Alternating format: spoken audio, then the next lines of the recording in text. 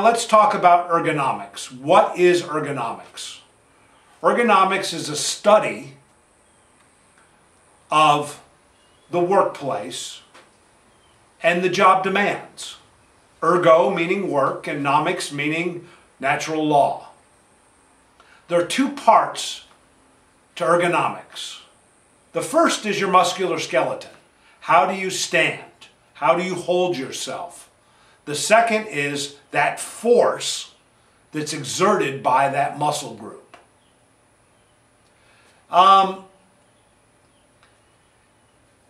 In ergonomics, the things that affect your body are heavy lifting, pulling, pushing, vibration, and cold. Well, right now here in Florida, it's 98 degrees with 80% humidity, so I don't have to worry about the cold right now. I feel sorry for you guys up north sometimes, but man, sometimes it's hot down here. There's a guy named Corlett who in 1983 wrote a paper. And there's a statement out of that paper that I want to read you because it really sums up what good ergonomics is.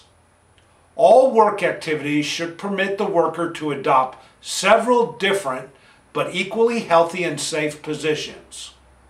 While muscular force has to be exerted, it should be done by the largest appropriate muscle group available. Work activities should be performed with the joints at midpoint of their range of motion. This applies primarily to the head, the trunk, and the upper limbs. Well, in blacksmithing, those are the three things we use the most.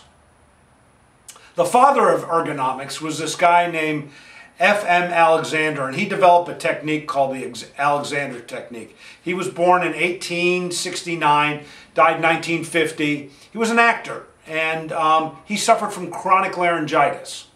So his basic philosophy, I won't go into, because it's a whole, there's a lot of videos out there on the internet about it, and you can buy them if you want. But basically, an overview is it's this.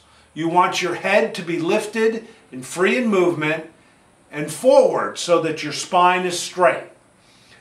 You want your torso to be fanned open so it's at its most open, supportive position. And you want your legs to be relaxed. How many of you seen kids lock their knees out in the hot sun in either a parade or graduation and boom, down they go? Yeah, well, it happens. And that's just a simple thing. And then the other thing is to release your shoulders, to hang your shoulders and allow it to hang on the frame of your body. Now, a lot of these elements I found in Tai Chi, and I've studied Tai Chi now, since I was about 13. So, a good number of years. And that's why I found when I went into blacksmithing, there was a lot that really came easy to me because I used good ergonomics without even looking at it. Now OSHA has a standard, and what does their standards say? Well, as it applies to a hammer, let's look at it. Number one, should have a soft handle. Well, the fiberglass one has a soft handle. Number two, it should not have finger grooves. Well, this doesn't have finger grooves. It has little cuts in it to help remove perspiration and sweat. And the handle should be angled. Well, it's not angled, so the best of both worlds would be to have a Japanese style hammer with a curved fiberglass handle. But we're not going to have that. Now, when I was working as a chef, I started working as a chef when I was 16, became a certified executive chef, applied for the Master Chef program, and I can't tell you how many restaurants I worked in were young apprentices who were very, could be influenced by chefs' opinions.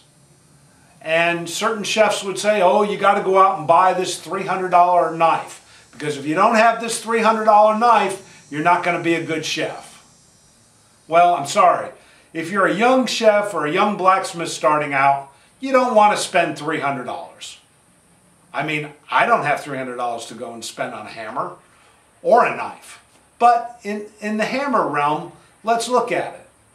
Even a $150 hammer is an expensive hammer. And if you're making mistakes and you're doing things, you're learning, why would you want to spend that kind of money up front? To me, I go buy the $20 hammer. For 60 bucks, I can buy a 2-pound, a 3-pound, and a 4-pound. And I guarantee you, you'll get a lot more serviceable use out of them for a longer period of time than if you went and bought one hammer. The other great thing is, once you learn how to blacksmith, you can make your own hammers. Japanese style hammer, made it myself. So, hey, you know, am I going to make a French pattern hammer and a German patterned hammer and all the other ones that are out there, Swedish? Yeah, why not? Because now I can do it. Well, let's look at how you stand at the anvil. Anvil should be standing square next to the anvil. Your knuckles should rest loosely on the anvil. Now, if you use a guillotine tool or something like that, then yes, your knuckles should rest on the top of that anvil. If somebody's striking, if you're hitting like with a flattener, you want your knuckles to rest on the top of that thing. So having multiple anvils at different heights is not a bad thing. Okay? The next thing is, and I've heard this, one of the great things I have is I've got a great neighbor, and he speaks Dutch and German very fluently. And on the internet, they did a video with Alfred Heberman. And basically the style of hammering where you hit it flat, to the left, to the right, to the toe or the heel, is really the Heberman method. I know other people have claimed it as their method, but it's not. It's Alfred Heberman's method. And he was around a lot longer than they were and did much amazing work. Not to say any of them are bad or it's not that way. But I just want you guys to have all the facts. And Heberman taught this method. Brian Basil, when he came to my shop a couple months ago, he reiterated all that to me. And he really brought light to the whole thing of how you swing and how you stand. Now again, remember, you want your body to be square to the anvil, you want your knees relaxed, you want your hand holding that hammer correctly, and you want to use, as I said, the largest amount of muscle group to move that hammer. And why do you want the largest amount of muscle group? Because you protect your body. Doing this, you're just using your forearm and maybe your bicep. You're not protecting your body. Swinging from up here and throwing the hammer down and using the bounce to bring it back up to the top, that's using your body. Using every bit of it. Remember, your chest is open, your shoulders are relaxed, okay? It's all critical. And one of the things Yuri Hoffy teaches is he says, stand at the back of the anvil when you swing. Now, what if you want that curved radius that's on the front edge of the anvil? Then you got to move around to the side. Brian pointed out a very great fact, that when you're striking or you're hitting over the harder hole, then you want to stand behind the anvil square so you can see that die that you're swinging at. Because when you're swinging as a striker, you're not concerned about where the piece of metal is placed. What you're concerned about is hitting that spot with the hammer as hard and as efficiently as you can. One of the other things I've noticed is that I use a hammer that's got a 14-inch handle. Now, the Hoffy hammer's got a 9-inch handle. And if you hold this hammer, which the cool thing about this hammer is and most hammers out there, is they've got like a double hourglass bow to it. So that gives you two positions where you can hold your hand. So if you hold it at 9 inches and you swing, what happens? Your handle hits the anvil. If you're choked up, if you're at the right end of your hammer and you swing, guess what? You don't hit the anvil with your handle. So, if you're going to use a long-handled hammer, you're better off standing at the side. And I like to draw like a box. Take a piece of soapstone or chalk when you first start out and draw a box and put an X in the middle of the box. And what that does is it gives you a target. You have a piece of metal and you bring it in at a 45-degree angle and your hammer comes down at a 45-degree angle from center. Where the two meet is where you want to hit. And you want to keep hitting in that same spot over and over again. It takes practice. Practice, practice, practice. So me teaching you a technique, you're not going to go out tomorrow and do it. It's going to take you a long time practicing and swinging and hitting that same mark over and over again. Now how does that apply to ergonomics?